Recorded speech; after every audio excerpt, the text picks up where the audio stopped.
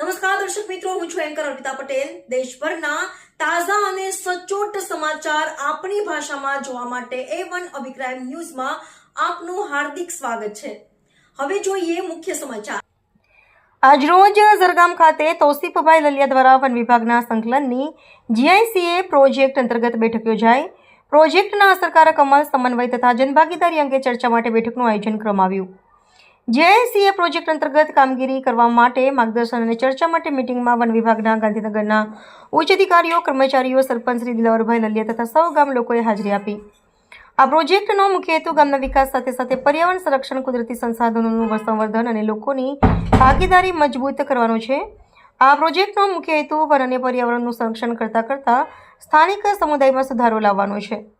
Project હેઠળ ગામ સ્તરે વિવિધ વિકાસ અને સંરક્ષણ પ્રવૃત્તિઓ અમલમાં મૂકવામાં આવશે। પ્રોજેક્ટની સાચી સફળતા સૌની સક્રિય ભાગીદારી પર નિર્ભર છે, જે અંગે માહિતી, માર્ગદર્શન અને ચર્ચા કરવામાં આવી। રિપોર્ટર સંજય વાળા, ધારી।